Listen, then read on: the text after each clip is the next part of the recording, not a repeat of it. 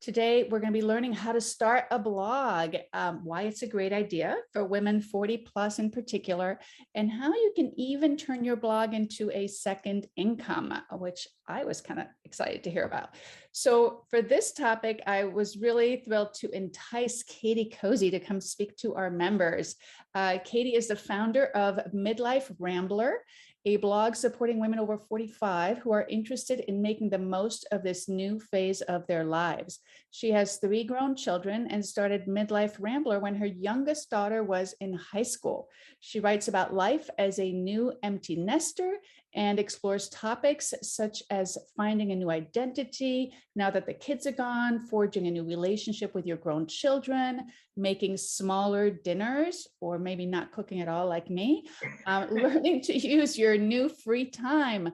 Katy lives in Nashville, Tennessee. So my goodness, we are all over the place because I'm in Florida right now. So we are really representing here with her husband and her dog who refuses to wear all the cute sweaters Katy buys for her. Yeah, my dog won't either. So cute. Katy, welcome. Thank you so much for joining us today and for sharing your expertise. I'm going to talk today about, I'm going to start with a little about me, but Helene pretty much covered that already. And then I'm going to talk a lot about like why you should start a blog. I'm going to talk about not necessarily the step-by-step, like here's how to start your blog, because that's kind of time consuming, but I do have a resource that does walk you through step-by-step. So I'm really going to talk about a few things that you need to be thinking about. As Helene said, I've had Midlife Rambler since 2015. It's a lifestyle blog, and I'm going to talk a little bit about lifestyle blogs later on, but basically the theme of Midlife Rambler is giving women over 40 resources for living their best life. So if I find something and I think it'll help improve the life of my audience, I share it. And so that can be things like fashion tips, makeup tutorials, a lot of self-improvement and finding our new path as our kids grow up and things like that. I started it really and truly just as a creative outlet. So my daughter was a senior in high school, and I was starting to realize that I wasn't a full-time mom anymore. I mean, I actually probably hadn't been for a while because my other 2 kids were already out. And so I started looking for something that I could have for just me. And I started Midlife Rambler really just kind of, I actually was working on it a little bit today before this, and I was going back at some of my older posts, and I was just like, I need to take these down. So I really started it as just like sharing essays and things like that. Here are my thoughts, that kind of stuff. But I got some feedback on certain things, and I finally realized that I could turn this into something that really helped other people.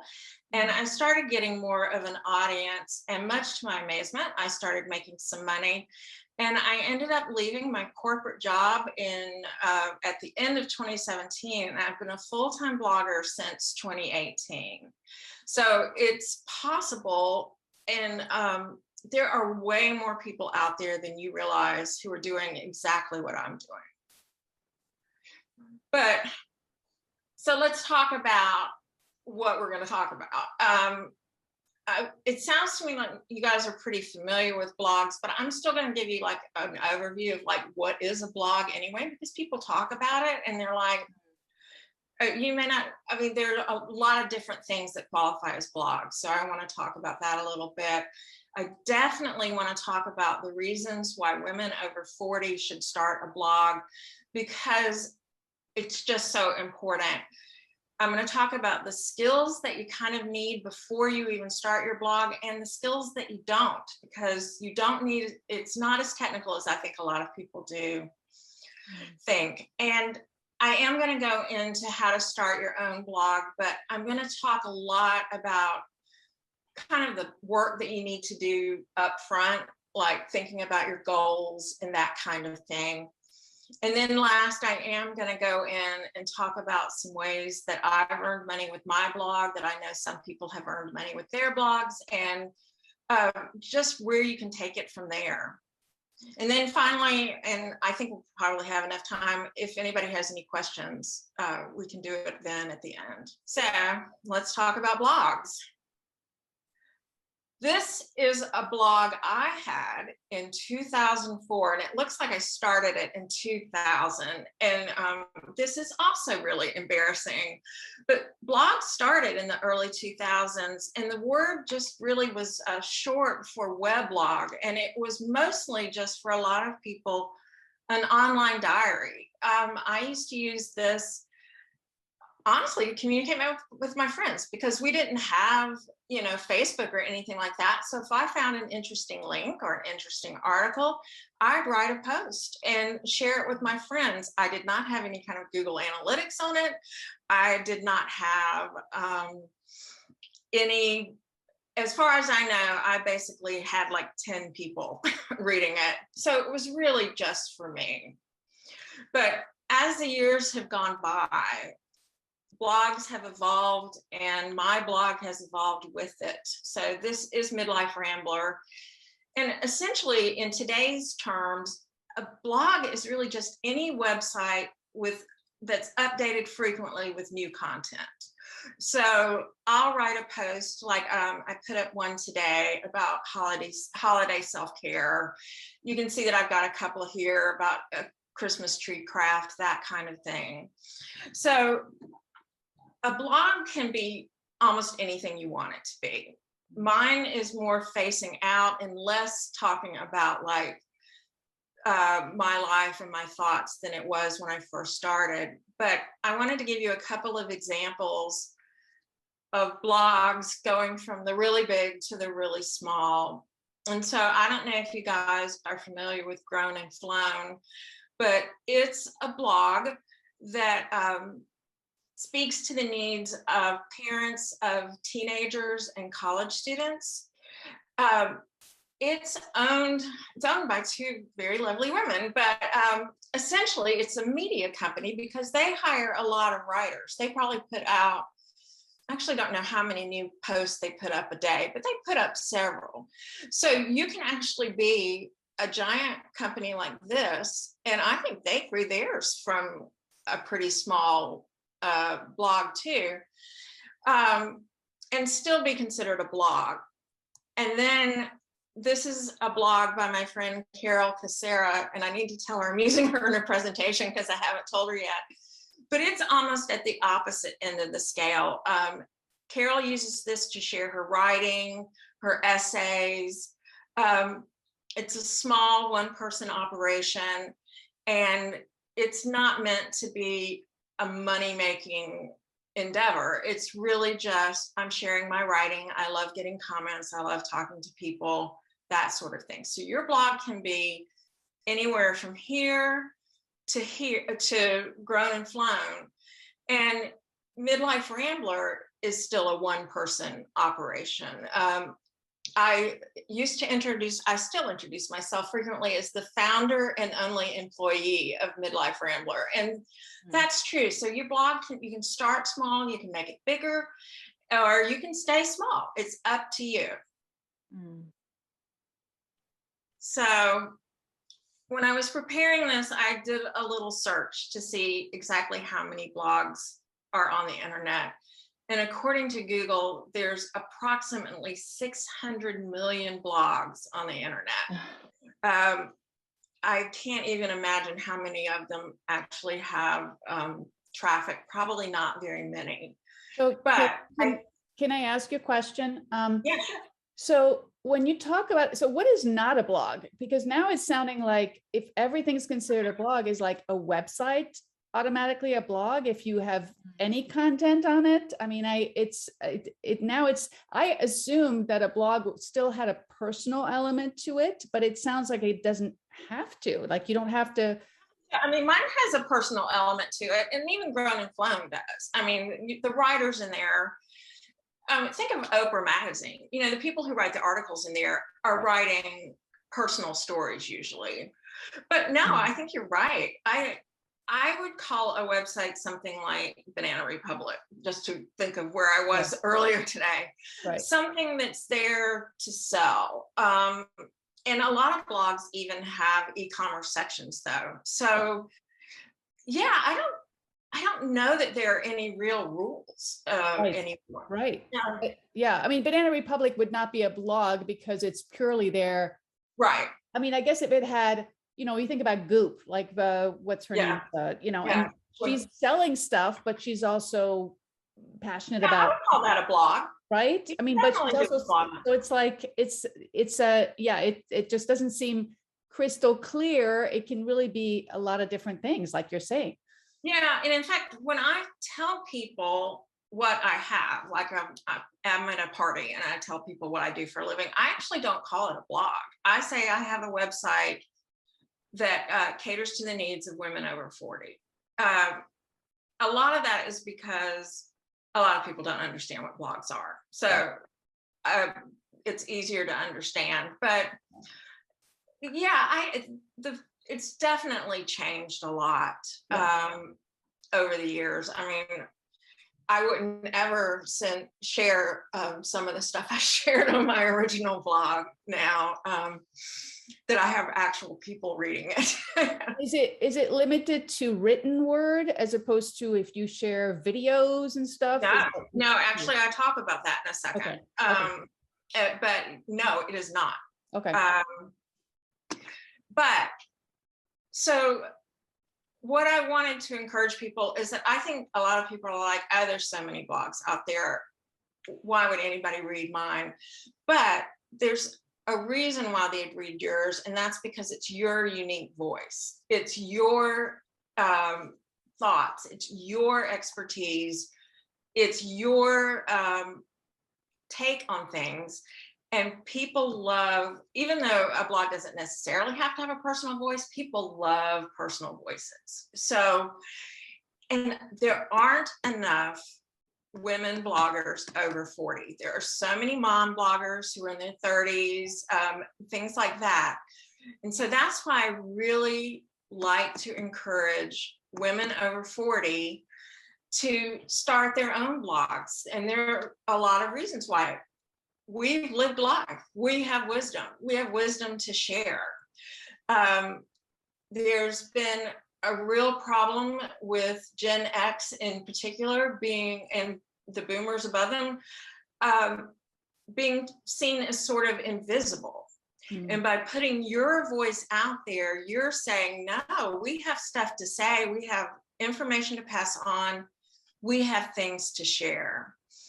And then, like I started my blog when my daughter was moving on. It's a great creative outlet that keeps you excited about something new.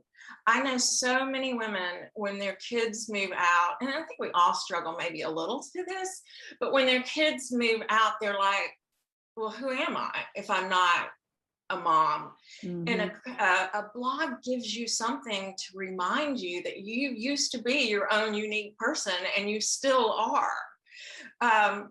It's a great way of building confidence too, because I know like when you're the oldest person in the workplace, which I was for so many years, you can get kind of feeling like you don't know things, like you don't know what's happening.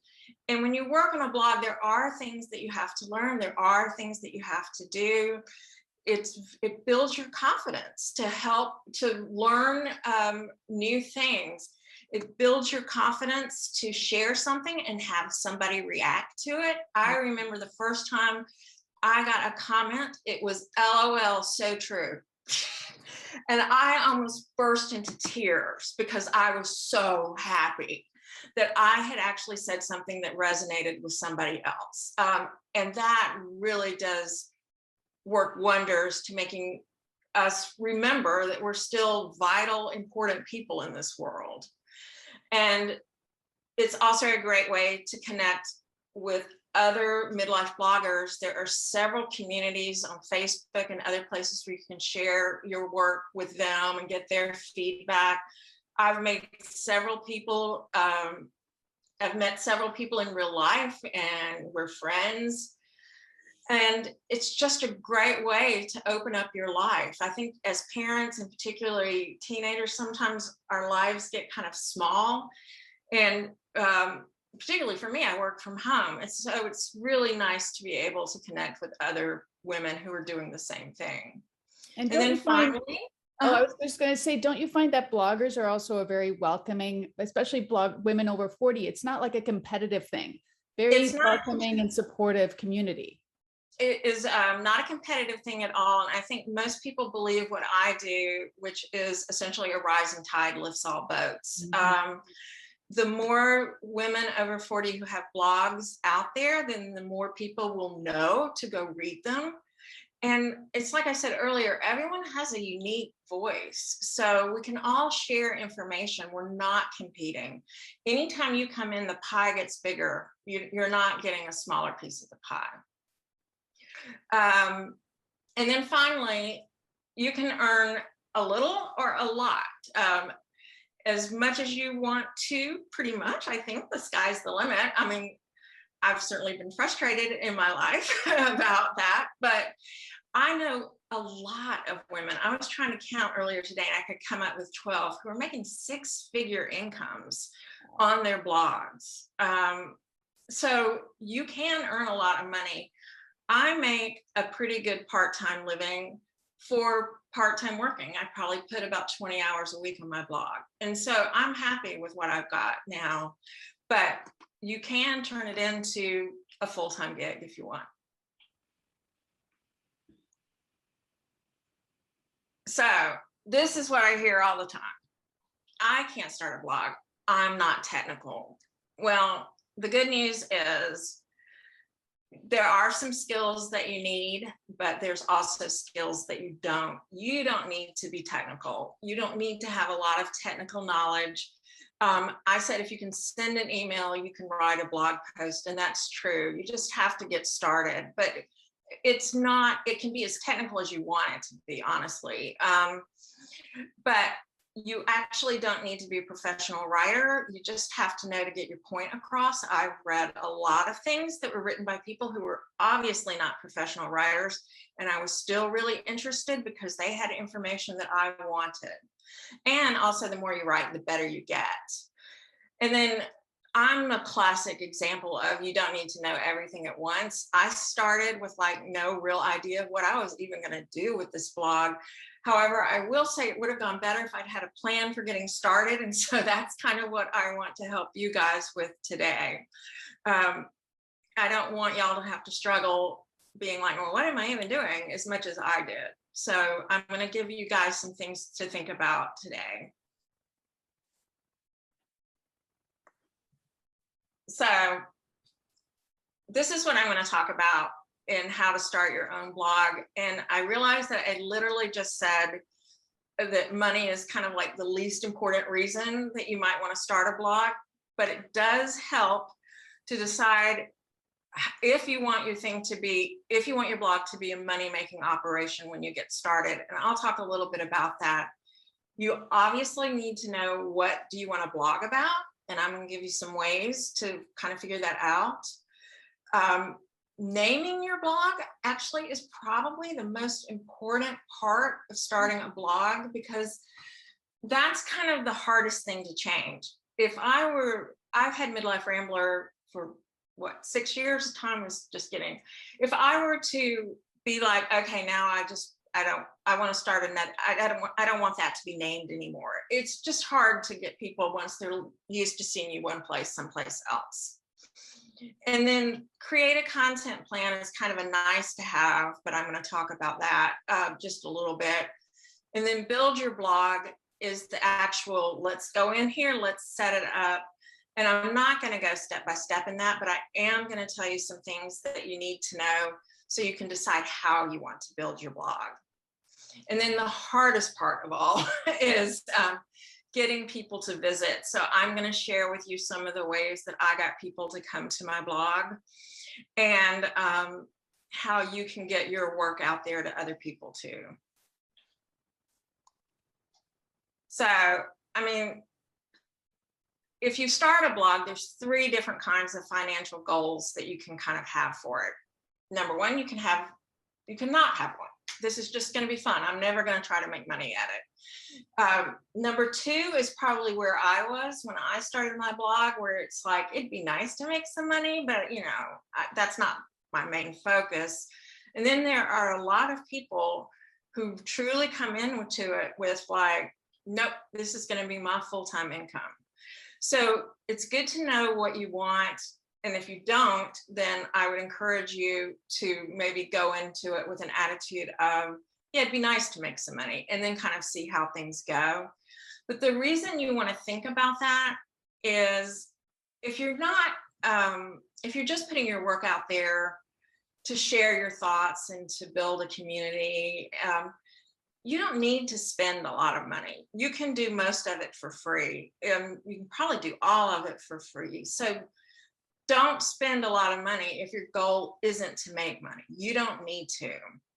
And then the second thing is that money-making blogs are a lot of work. You have to know a lot of things about like how to get into Google, how to get traffic to your site, how to run a site that's getting a lot of traffic. I've had problems before where my site went down because I got too many people to it, and I was very upset about that. So just need to, if you're going to start a blog and you want this to be your full-time income, there's going to be more of a learning curve. So it's probably a good idea to start at the, yeah, I want to make some money, but right now I'm learning phase.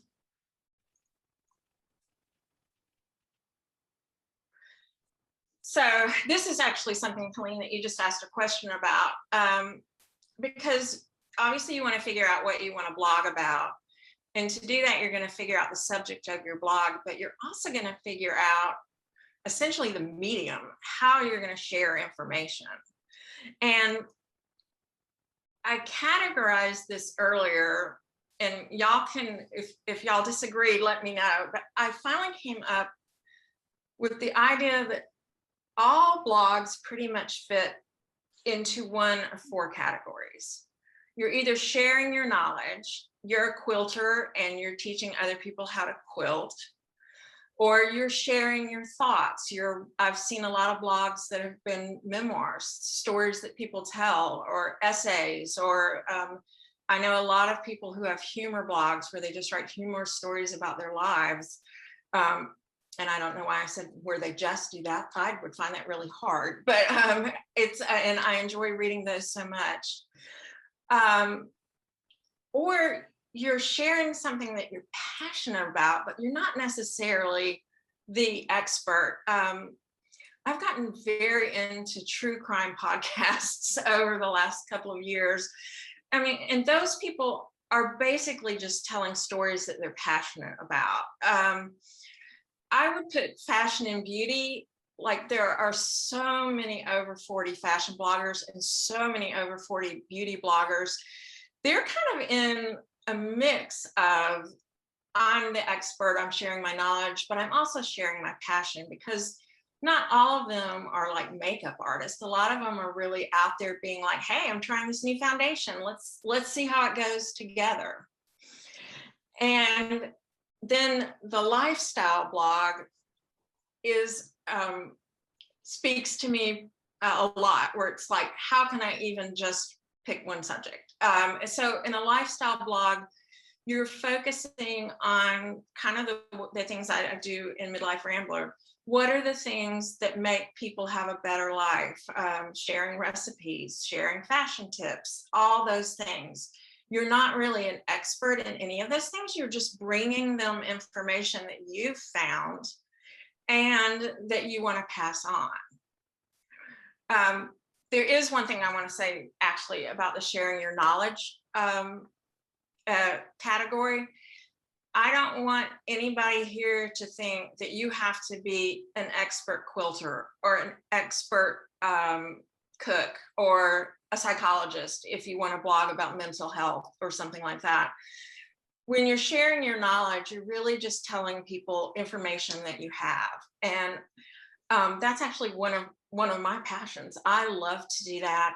But a lot of times I've learned the information that I'm sharing like a day ago. So, I mean, it's not, you do not have to be an expert or the best at anything in order to start a blog to share your knowledge. It's really just a matter of something that you think people would like to read about and you think you can give them the information. Does that make any sense? Love it. So I'm going to go back to that for a second. So one of the things that you can do when you start figuring out what you want to blog about is, first of all, look at the categories and be like, all right, where do I fit in most neatly? And then I'm actually in the process of starting like a couple of different blogs to try to diversify my income a little bit. So, I mean, I'm literally just making a list as I walk through the house. Oh, you know what? I love home decor. I love mid-century modern furniture, you know, all those things. So you can make a list. And I would say that the most important thing, particularly for your first blog, is not the subject of the blog, but that just you do it. Because if you wait until it's perfect, which is something that I'm really bad about doing, just sitting and waiting and thinking and never doing something. If you wait until it's perfect, it never will be. And you'll learn so much by getting out there and just starting. And then a final point I want to make is a lifestyle blog is actually probably the hardest blog to start. And mine didn't start out as a lifestyle blog. I just eventually started bringing in other topics. And there's a reason for that. You tend not to get readers until, I mean, if you went to a blog now and there were only 2 posts on it, you wouldn't stay, right? And you probably wouldn't come back. It's when you go to a blog and there's like 100 posts on it that you're like, okay, they have information here. They have stuff I like. They have stuff I want to read. So if, say, you're doing something about home decor, you can have 100 articles about home decor and get an audience who's really focused on home decor. When you have a lifestyle blog, I have some people who really like my fashion tips. I have some people who really like the beauty tips.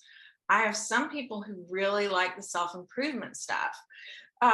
So it's almost like I have 5 separate audiences, and I have to please them all with a lot of content that caters to what they like. So I love doing it, but my blog didn't take off for at least 2 or 3 years until I built up enough content in all the different areas.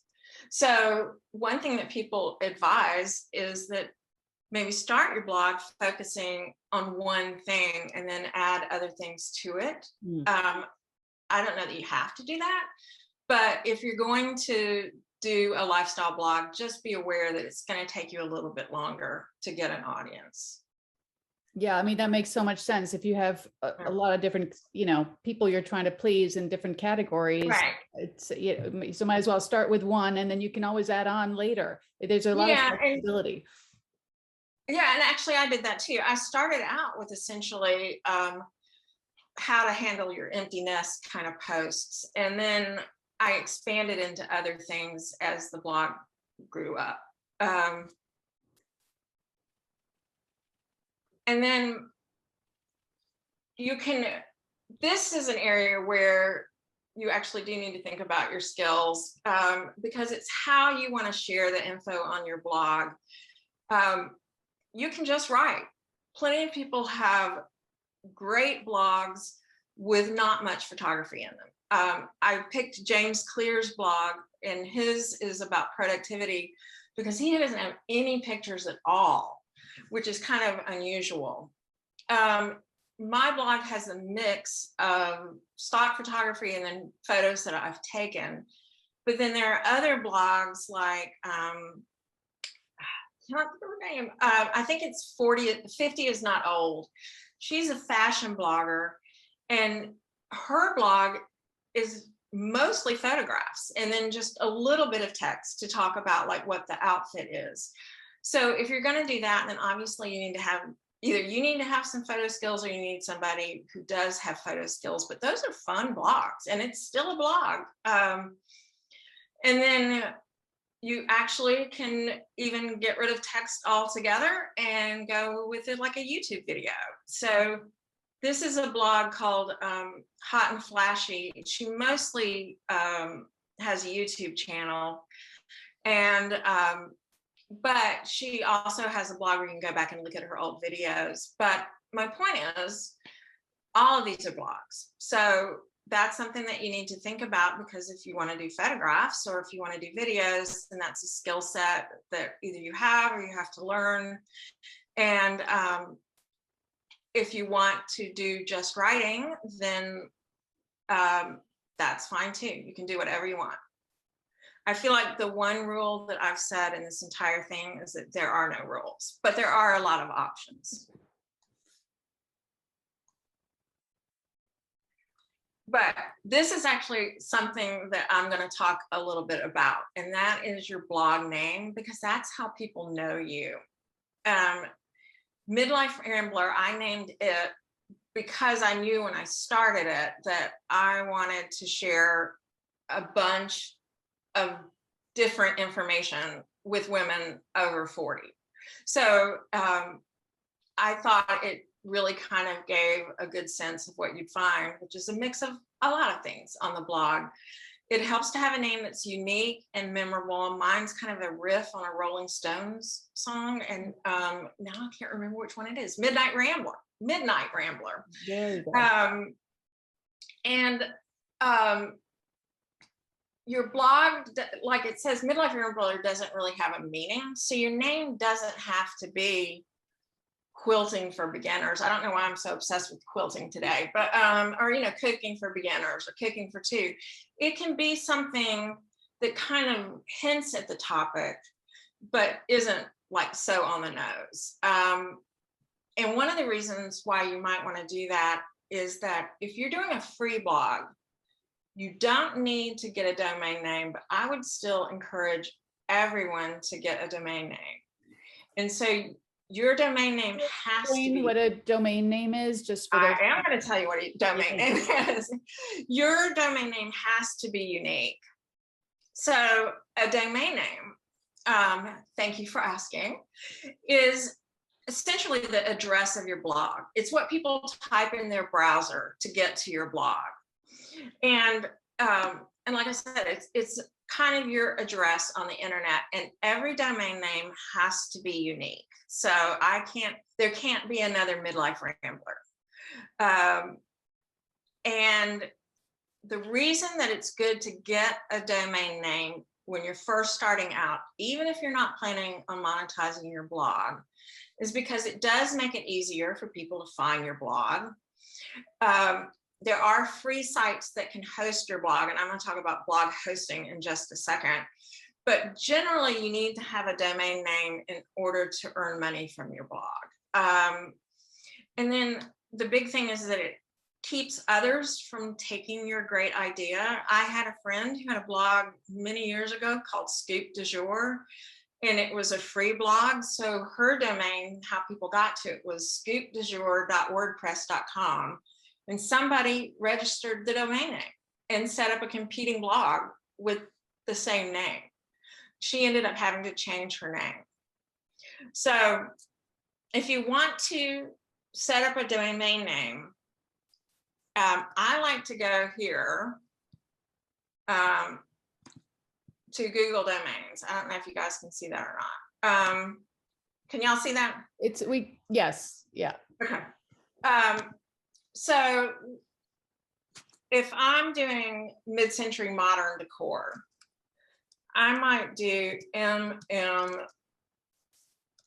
mid-cent modern decor.com.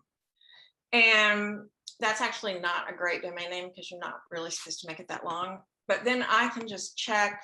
Here, I got to move you guys out of the way and see if it's available. Oh, here it goes. So one thing that's really important when you're thinking about starting for a blog is to make sure that if the name that you're thinking of, that the domain name is available. And my Mac is in the process of dying and I see it's choosing not to show this to me. So I'm just going to talk around it. But basically, if it's available, you can go ahead and grab it now. I think Google usually charges like $12 a year, or you can get that set up when you set up your blog hosting. And I'm going to talk more, like I said, about blog hosting, but essentially that's the server where your blog is residing on the internet. And that's actually that's the correct definition of it, but I never think about that. I mean, because the blog hosting company thinks about that. I just know that I go to my blog and start working on it. So, sorry that That's I can't okay. show you Yeah. guys this. I, by the way, got a new computer that came in the mail today. So I cannot wait till this one is, no, I don't want to talk bad about it while it's here. Yeah, right. The middle of it. Yeah. So the big thing that I wanted you to take away from that is one of the hardest things to do about setting up a blog, honestly, is coming up with a good name for it. So spend some time doing that and be sure and check and make sure the domain is available if you ever think you ever want to do anything with it. And if I can add to that, I would say .com is usually preferable. You'll see, .net, whatever. I mean, there's like all kinds of things you can do, but most people, I think, I don't know what you think, Katy, Yeah. will still .com is still kind of the most acceptable, most used, most known ending to your blog name, to your URL. Yeah, and there's nothing wrong also, by the way, and in fact, I would encourage y'all to do this too, is to register a blog domain with your own name, even if you decide not to use it. That's your URL, right, Helene? Yes, that's what but I didn't start there. I started by blogging, and my blog was nextactforwomen.com. Oh, I remember that. Yeah. And then I moved that on when I decided to, that was because I was a blogger. And then when I decided to become a coach, I decided to, to use my name and then put Next Act for Women under it. And for a while, everything, was being automatically sent to the new name. And now I've just gotten rid of the old URL.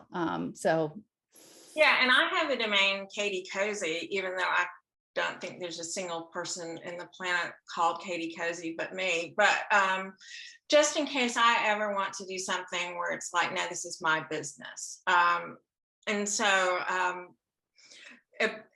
my previous name was Katy Jackson, and I could not get that domain. Yes. Can I ask a quick question? Of course. So I said I have a blog, but I'm embarrassed I really haven't blogged for a while, and it's part of my website. So it's, just a page on my business. Gotcha. And as I'm listening, and my business name is White Sage Spa. I used to have a full service spa. I'm a one-woman show, and I've diversified into life coaching and that type of thing. So I guess I'm listening, thinking, should I have a separate blog? And no, I don't think you need to. Okay. Because first of all, I think that's a great name, and your blog can be part of your regular website. There are plenty of blogs like that. I'll try to find some examples and maybe post them, but there are plenty of people who have like one section about, well, probably Helene, probably you do. I this, do. Right? Your services, the services that you offer, and then the articles that you've written. So that's very common. And actually, and I don't know if this is considered, I have multiple, like now the menu is writing, and I've got 3 different interview series, which is how I started, is by doing interviews. And now I've got a blog called Musings. So they're all on the sub menu because it's not my primary, focus. But it's, I've, like you said, I kind of threw things out there and then I kept changing. But I guess my question for Susie is, what is are you coaching around, and is your primary work now around coaching, or like what's the connection with White Sage Spa and what you're doing now? Are you doing like Reiki? Are you, Yes. So I still continue to do skincare, Reiki, life coaching, but I would say life coaching, and I certify people to become life coaches, and I teach Reiki classes. So that's the area that's my passion. Yeah. And I've even contemplated like spa. To me, I'm not really a spa anymore. However, my domain is whitesagespa.com. I've had it forever. So there are a lot of ways you could go there. You could use your name. You could use the name of your business. I don't think it's terrible to keep it at White Sage Spa if people are used to finding you that way. Yeah. But if you want to take your business in a new direction and you want people to find you another way, then you might consider getting another domain name. But you definitely don't have to make your blog separate from the part where you just describe your services. Okay. Yeah, it can just be one of the menu items. I mean, that's how what it is. Yeah, that's how it is for me too. And it's really not hard to move things over, especially because you don't have a lot of content on your blog right now. Katie, I don't think it's that hard to move everything over to a new URL. No, I mean, it's kind of a pain, but it's not terrible. It's a pain. I mean, I had somebody do it for me because I had hundreds of blog interviews, and I had to, it was a big pain for me because I waited so long to do it. I mean, my advice would be, if you think you want to do that, then do it sooner rather than later. Like, don't do it once you've have hundreds of posts in there, because it just will make it harder to move a lot more content, right, Katie? I mean, I don't know. Yeah. I mean, that's why I'm like, get a domain name that you want to stick with, because if I change the name now, what a nightmare. But actually, you guys have raised a good point, which I think I should talk a little bit about, which is that I'm coming at this from a perspective that my blog is my business, but that's not always true. A lot of times your blog is just supporting your business. You could have an Etsy store or an e-commerce site and still have a blog that gave relevant content. So I tend to have a bias toward thinking of the blog as a business, but that's not necessarily the case. So we've named our blog. We've decided what we want to write about. And I'll interrupt for 1 second. They say that SusieRaymond.com is available for purchase. I just checked. So, and that's pretty good, because it's not like it's that unusual of a name. Yeah, right. Susie, I would actually go ahead and get it, even if you don't think you're going to do anything with it. Just saying. Yep. Thank you. Sorry. So we've done the most important thing. We've decided what we're going to blog about. We've come up with a name for our blog. One thing that I would encourage people to do that I didn't do, but I've started doing this now for any new blogs that I start, which is to create a content plan. And that is just a fancy way of saying, here's 100 or 30 or 50, just some number of blog posts that I can write about the subject. Because what can happen is that you can end up running out of ideas. One of the reasons why I kind of expanded the focus of my blog at the beginning was because there's only so much you can write about the empty nest. And so I started moving on to other topics that these women would, my readers, I don't want to talk like I'm, but in other things that they would be interested in. And it also helps give you an idea for like the kinds of content that you're going to have on your site. And eventually you're going to create a menu for it so you can go in and categorize it. It's just a good way of giving you an overview of the plan that you're going to take when you first start this blog out. Like I said, I didn't do it at first, but I've done it for a couple other blogs, and it's enormously helpful because sometimes I've gotten into the subject and been like, yeah, there's really not that much to write about. Or maybe So you change, like your phase of life changes, like maybe, yeah. you know, empty nest, it's like for 5 years, that was a big adjustment or whatever. And now you're kind of moved on past that. And when you don't have the passion for writing about it, it's Yeah. like, you know, I mean, it makes it harder to get excited about doing it as a business. I mean, that's a good point, because I used to write a lot about college stuff, Right. you know, and now my youngest child is 25. So I write about things like how to take a vacation with your adult children and that kind of thing. So yeah, as your life changes, I can't wait to see what happens to all these mommy blogs, because your kids are growing up now. Because as your life changes, what you want to write about and what your readers want to read changes too. All right, so this is the biggest part that everybody thinks is, and I'm going to talk the least about it, and that's when you're at the point where you want to build your blog. So I said that a host is really a server that's connected to the internet that sends out your blog to the public when they type in the domain. So there's a variety of hosts that you can have. You can go free, you can pay. If you're just starting out and you don't want to use a free host, and I'm about to go over the pros and cons, then you can pay whatever you want. Basically, they range from very inexpensive to very expensive, which you guys probably don't need. So I'll talk about like how to pick the host in just a second. There's you can also pick what platform you want to use to build your blog. Most bloggers that I know use WordPress, but there are things like Squarespace and Wix that'll help you create your blog. And like I said, one of the things you need to think about is free or paid hosting. And then I do want to tell you that once you've decided all this information, I really do have step-by-step instructions in my ebook. Whether you decide to go with a free host or whether you decide to go with a pay host, I show you how to set it up either way. Katie, the one question I had is if you go with a, I'm going to let you finish that before I ask my question. Well,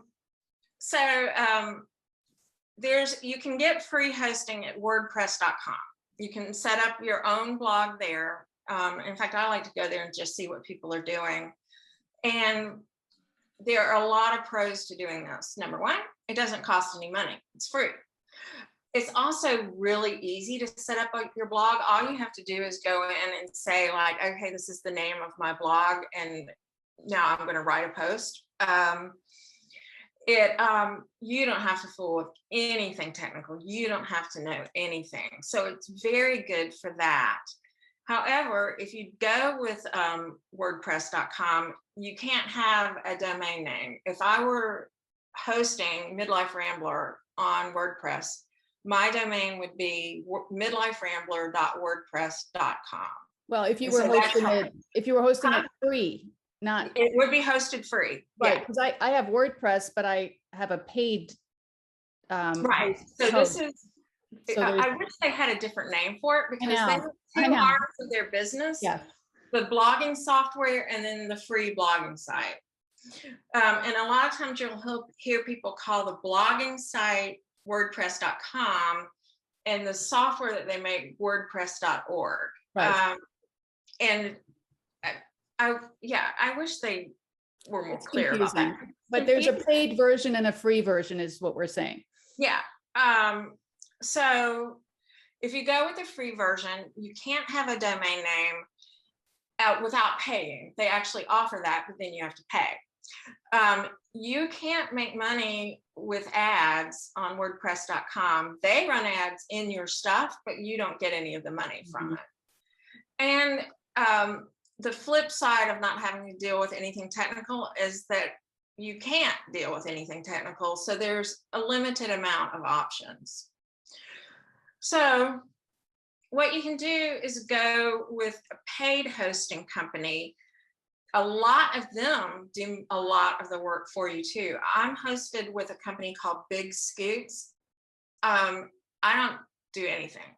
All I do is write blog posts.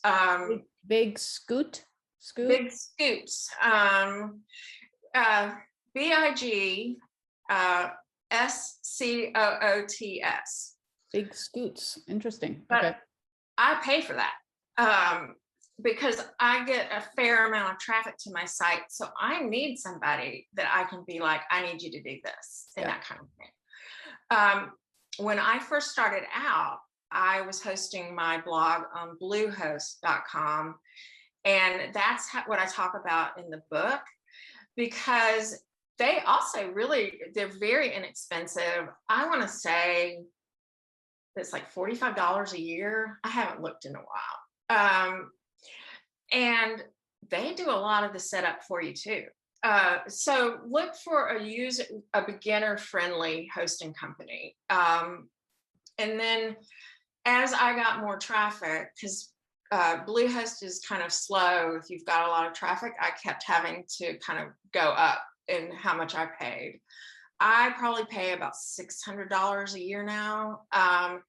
And my site doesn't even have that much traffic. So the more traffic you get, the more you have to pay for your hosting, but you're also making more money. So it kind of works out. So like I said, the pros to a paid hosting, you can have a custom domain name. You can earn money with ads.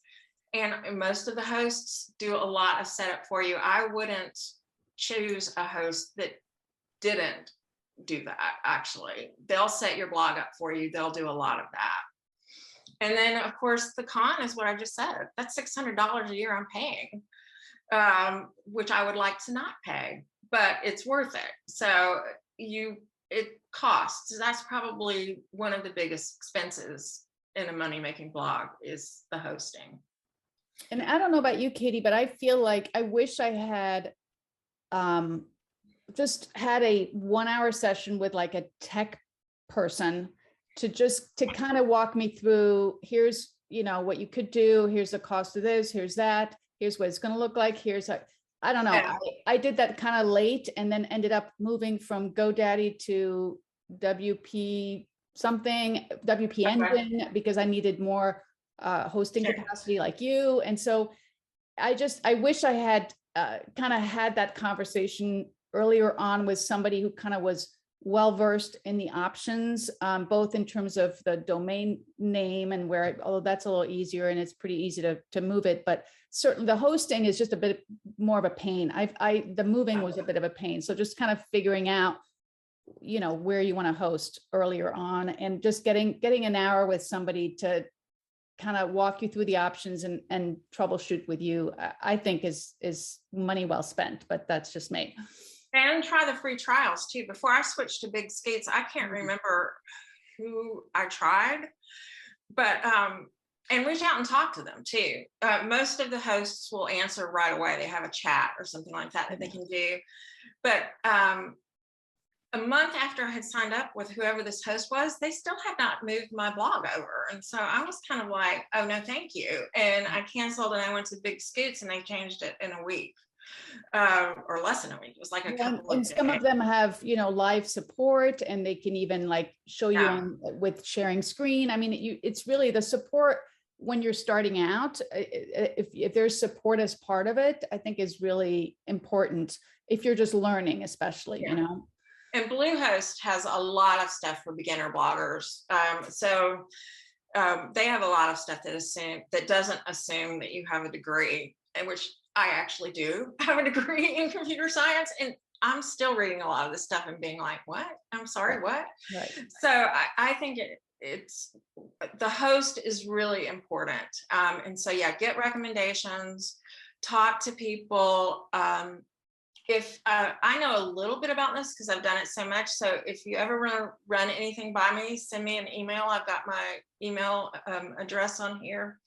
I'll be happy to tell you whether I know or whether I don't, or who might know. Wow, that's very nice of you, Katy. So I'm going to pretend that we have gone ahead and set up our blog, and we've written some posts, and we're all excited about it. And we want people to come and visit, and nobody's coming. I spent all of 2015 consistently getting 40 people a day. And no matter what I would try, it was 40 people. And those were all people who knew me personally, I'm sure.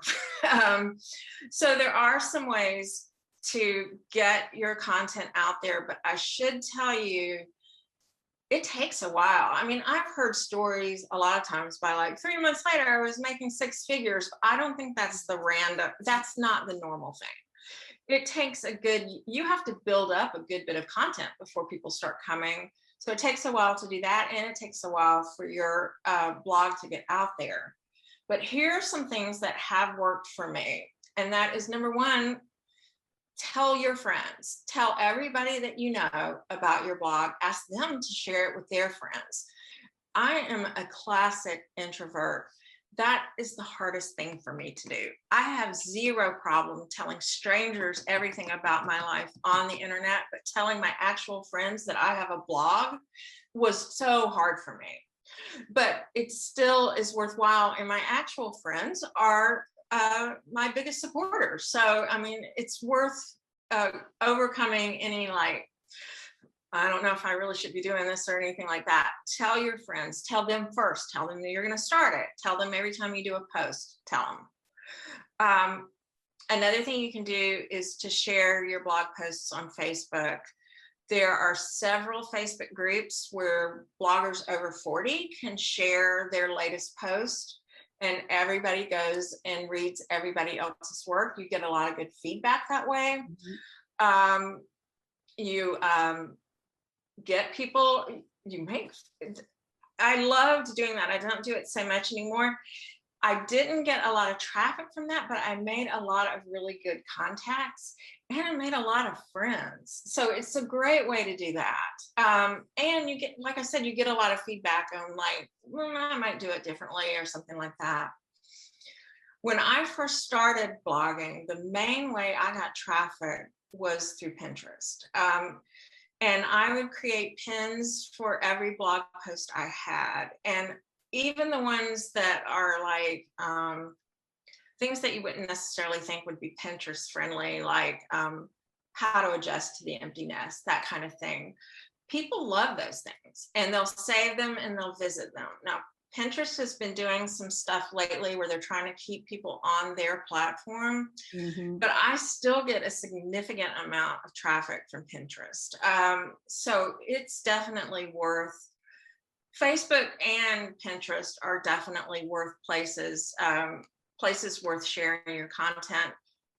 And another way to share your content on Facebook, I forgot to mention this, is setting up a Facebook group like you have, Helene. You can share your, if you run a group, then you own that group, and you can share your posts in there.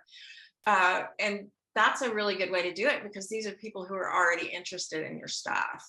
Or you can set, I don't have one, I just don't have time, but I'll share things on the Midlife Rambler Facebook page, and I'll get a fair amount of traffic from that. And you'll notice I didn't mention Twitter. I tried Twitter so much often. I don't know that it's really going to ever provide a lot of traffic. And the same for Instagram. I have a pretty, I haven't put a lot of time in it, but I've got maybe 2,000 followers on Instagram. I never get any traffic from that, but it's still worth it because it's a good way to build a connection with my readers. So I like Instagram, but it's not going to give you traffic necessarily. And for our demographic, Facebook and Pinterest are definitely the two that I would recommend as well. And I get most of my social media traffic to my website from Pinterest as well. And I'm really not that active on Pinterest. Yeah, I've stopped doing it. I do it every now and then, but that's another thing that I feel like I've said this 7 times, but I'm going to say it 8. you have to be so patient. People aren't going to come to your blog the first day. And even now, when I put up a pin on Pinterest, I won't see any activity on it for like maybe 3 to 6 months. So Yeah. whenever you're starting out, you just have to know that you're building for the future, and eventually it'll happen. And people will start coming.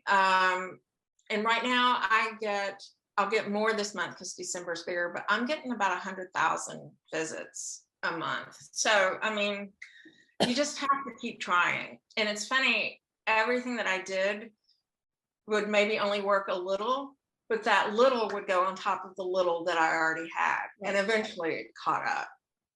And then finally, the best way to get traffic is to get indexed on Google, so that when people are searching for things, they'll find your content. So if somebody wants to go Google adjusting to the empty nest, I want them to see my blog post. That's probably the longest game of all, though. I think Google won't even index your site until it's about 6 months old. And you have to make sure that you focus on the right keywords and really writing content that Google likes. And that's, I've taken like 3 courses over the last 3 years. That's not something that you learn. That's not something that anybody knows automatically. You might get lucky, but I never did. So it's just a matter of knowing that you're working towards this, and you're constantly changing things and hoping that something's going to finally take. And I'd like to give 2 more little tips. One is super easy, and that is to add your blog to your signature, to your email signature. So every time you're sending an email to anyone, that it's right underneath there, read my blog, whatever, or, find out lifestyle tips at midliferambler.com, whatever it is, just like, so it that's just easy and free. The other thing I will say is the way I built up an audience is by writing on the coattails of other people, because by doing interviews. I mean, I started out interviewing women who had reinvented at 40 or later, and I asked everybody I interviewed to share the interview. So they would share it with their networks, and some of them had lists of, followers or emails or whatever. And, whether it's I think I interviewed one of the Grown and Flown women, that's before they were as big as they are, but that's the way you leverage other people's connections and networks. So even if it's not even if you're going to do your personal writing, every so often, like interview somebody else, and even in writing or however you're doing it. I don't know, that worked for me to build my audience. Well, that's genius. And now that you're not doing it anymore, I'm going to steal that idea. No, I am still doing it, but please steal it. Everybody should do it. I mean, seriously, you just, need to do that. So great idea. And I've never done that. So, but Susie, before you leave, did you have any questions? Because Susie's telling us she's going to keep listening, but she's got to prepare for another. How am I doing on time? So you're good, but we got about 20 minutes left. It's an hour. Right, I'm almost done, I swear. So I just wanted to see before Susie shuts off, if there's anything else, any other burning questions. No other questions. I really appreciate the content and the information, and Okay. All right. Well, just, I know you need to turn your camera off to prepare for something else, but you can always come back and watch it later, of course, and ask questions in the Facebook group too, which, by the way, I don't know if Susie and Mary are in the Facebook group yet. So I'm going to give a little plug right now to have both of you join, take action on your passion, because I would love for you to be in there. And that's where we're going to get some of the interaction going too. Okay. Anyway, sorry to interrupt, Katie. I just noticed. No, that's great. But you actually made me think of something that I don't have here, and I haven't done this in a long time, but you can also guest post on other people's blogs. And it's never really brought me a lot of traffic, but it does make you seem more credible to Google because you're posting about stuff on your blog and you're posting about the same stuff on other people's blogs.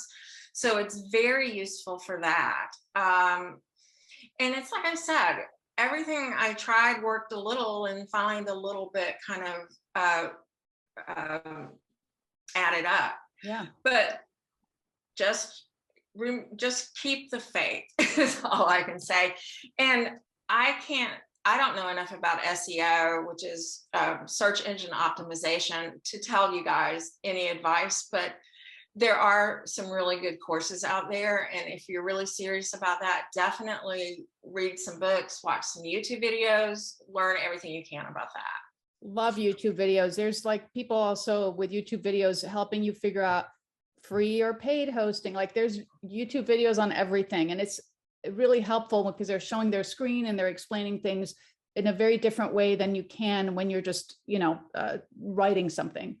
Right. I mean, I could have done a YouTube video about every single slide and maybe more than that. Right. So yeah, this is very much, as I said, just an overview. And I only have one more slide. And this is just a list of some ways that I either have made money from my blog or people that I know have made money from their blog in this way. And the first thing, and this is the thing that's brought me the most money, is that you can put ads on your blog. People are used to them. People don't mind them. People click on them. Actually, particularly my audience, because I'm so focused on women over 40 that the ads are focused on things that they like. So you can start out with Google ads. I don't even think they've changed the rules lately, but I don't even think you have a minimum traffic. And then as you get bigger, you can go with an ad network where you'll get more money, and they'll handle more of the work for you too. I'm with Mediavine and I love them so much. I can't imagine ever leaving them. And I'm going to go out of order because I actually wrote this list just off the top of my head. So let me tell you two other ways that I've made money from my blog, and then I'll go back to the other ones. I've made money a fair amount from sponsored posts where a business wants to get their product or their service in front of my audience. And so they pay me to review it or talk about it. And I don't take too many of those because then you start seeming kind of scammy. But I will take some posts if it's something that I think my readers would actually really like and that I think it's a legit business. I did some sponsored posts last year for a company called Silver and Fit, who do online exercise classes. And they target senior citizens, which was kind of a blow to my ego, but their exercise classes were great. And all I had to do was just take them and write about them. And then I also worked with a company called Family Cookbook. And as part of that, I made a family cookbook for us and just told people about it. So it's a great way to get a little money. And then I also make a fair amount of money from affiliate income, which is where I'll recommend a product or something like that. And if somebody buys it by clicking on the link in my post, they won't pay any extra, but the company will basically kick some of it back to me. So like this month is really big for me because it's Christmas and I've got a bunch of gift guides. So I'll probably make more this month on affiliate income than I did in ads. And usually it's backwards. But I would encourage you, even when you're starting out, to try to get into like every affiliate program you possibly can, because it's like I said, it's a win-win. It's something that your people would like anyway, and it's a way to bring in a little extra money.